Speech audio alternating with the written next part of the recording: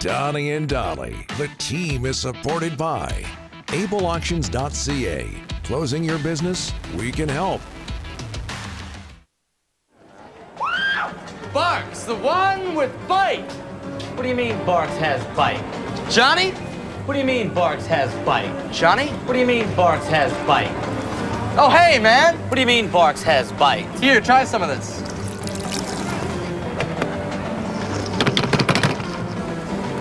Ouch. I haven't seen him that excited since he got his heels. Ouch. You tell him, Johnny. You tell the world. That piece of 1990s advertising gold can mean only one thing, a visit from Vancouver Giants GM Barclay Parneta, Barks. All of our guests today, and this is appropriate, brought to you by Barclay's Vancouver Giants. Barclay, thanks for doing this, sir. How are you? No problem. Oh! Oh! What? Now, what is that? The Williams Lake Mustangs jersey we're looking at there? Oh, hey, Dolly will know all about this. I bet I did a ton of games in that rink. Yep. I did a ton of games in that rink. Yeah, you bet. How about that? Yeah, beautiful. He was a radio guy up north. No, I knew about this. Barclay, he worked in every city up north. Okay, according to Rick, everywhere. Fort St. John, Williams Lake, the old Rocky Fort Mountain McMurray. Junior Hockey League. Bark, you remember the old Rocky Mountain Junior Hockey League? Oh yeah. There you go. Well, I remember the Peace Caribou. Hey, this was gifted to me by the KIJHL and the PJHL. I spoke at a banquet recently, and we talked about how the Williams Lake Mustangs had a retro jersey night, and they used the jerseys that I wore back in the day. And sure enough, the next day, they literally, I mentioned I'd love one, and they sourced one out and got it down in one day, and it's even got my name on the back. So pretty exciting. I was pretty pumped. That was pretty cool. Very nice. Guys. Well, I remember the old Peace Caribou Junior League up in Dawson Creek, and the Mustangs would play the Dawson Creek Kodiaks. What battles they were. I'm looking at your hockey DB page, 86-87 with the Williams Lake Mustangs. Statistics unavailable. Did you erase those, Barclay, by any chance? I was, I think that if my statistics were there, you would find that Barks was trying to break Craig Burby's penalty minutes record. Came close, but fell a little short. Well, Chilliwack Eagles, 2 years later, BCHL, 194 penalty minutes. Yeah. There you go. Bark, 194 penalty minutes. Come on. Yeah, I was either a tough guy or the dumbest guy on the ice. One or the other. Hey, Barclay, we're out of time. We don't have time to talk about the Giants. We talked about your career. So okay, but all seriousness now. Everybody talks about Cameron Schmidt, and rightfully so. By the way, very busy weekend for your team this weekend. Everybody talks about Cameron Schmidt, expected to go fairly high in the 2025 draft. But let's move ahead to the 2026 draft. You've got a kid from Richmond, defenseman Ryan Lynn. I believe he's only 16 years old. He's expected to be taken in the 2026 draft. People are raving about him. What about you?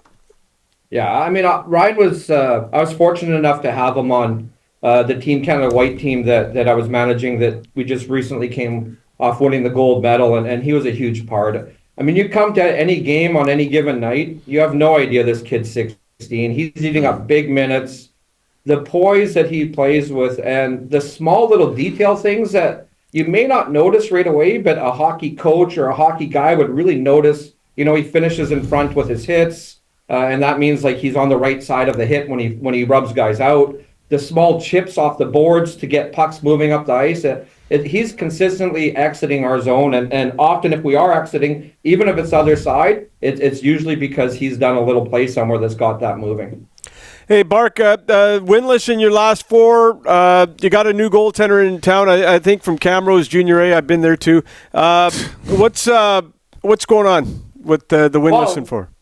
Well, I mean, we're not playing well. Like defensively, we had a 5-2 lead, and we weren't able to lock it down. That responsibility, it's not necessarily all on the goaltending, but our players have to play defense. They need to execute the systems that the coaches are telling them in order for us to win. And I think we got away from that a little, and our group, we've got to dial it back in, because unless we execute a system and perform to what the coaches are asking, it's going to be real difficult to win. We've got to, we've kept shots down for the most part, and certainly by bringing a third goalie in, I'm not saying it's on the goalies here, but we sort of need a more consistent effort from everybody on the ice in order to get these wins and close games out. And our division's tight. Like we've fallen here now. Those 4 games have cost us. So we got to dig ourselves out and get back on track.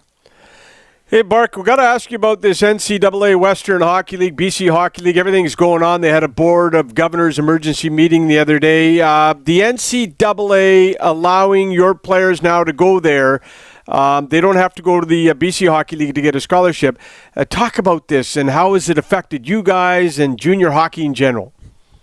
Well, I mean, the landscape's changing. It's something that we're dealing with on a daily basis. We're still sourcing and finding new information out. Obviously, it's great for the players. They have an opportunity now to move on to that another level, even beyond the WHL once they're have gone through it. But how it's going to unfold and how everything exactly plays out, we're still sort of sourcing through it. You know, we have NCAA scouts coming to our games now, and they're coming through the front door. So, you know, we're just sort of have to wait and see how this all maps out. You know, there's a number of 20-year-olds that have committed to schools in our league for next year. So, you know, like, it's great for the players. Is what it's going to make my job more difficult at trying to plan a future with a team. Like, we may not be able to count on some of those older kids being there necessarily, like we have in the past. But I think you'll find the top guys are still going to try to play for those NHL contracts and then probably move on to the NCAA if they don't get that. Before we let you go, are you going to send one of those jerseys to Global Television by any chance, Barclay? Hey, I brought this in. My coaches are like, those are sweet. Like, this is like a real crest. This isn't like a screen soak thing. This is awesome. I was just pumped. The reason I bring up Global Television, because I clicked on your hockey... Jay Janauer. Jay Janauer was on the Williams Lake, no stats here, Williams Lake Mustangs roster when you played. You are correct. And Jay and I still stay in touch. And we actually had a little stint together with the Abbotsford Falcons, too, in the BC Hockey League after. So it was a BC Junior League then. But no, we certainly... we had a chance to play together. And Jay's obviously a proud Prince George guy. And probably killed him to come play for the Mustangs instead of the Spruce Kings at the time. But he did good. He was good. Jay was a good player, man. He was a big dude. He had a hard shot, and oddly enough, he was a pretty tough kid. Like he didn't throw it down a lot, but he certainly could handle himself. You got to be tough to be in television. You know that. That's no surprise at all. Now I've played some pickup and beer league with Jay. You're right. He's a great player. Wade Flaherty went on to become a National Hockey League goaltender, also on that roster. Wow. You know what? Wade looked after me my first year. I was fortunate enough as a 16-year-old to be an assistant captain, but as you guys might know or can tell, I might say things maybe sometimes that are cutting edge or maybe push the envelope a little. And, you know, I got myself into a lot of trouble, and Wade made sure that he looked after me. All right. I'm getting the wrap-up sign from our producer, Ryan Henderson. Otherwise, I'd go through the entire Williams Lake Mustangs roster from 86-87. Barclay, thanks for this, sir. Love it. That was awesome. Thanks, guys. You betcha, big guy. Barclay Parneta, Vancouver Giants GM.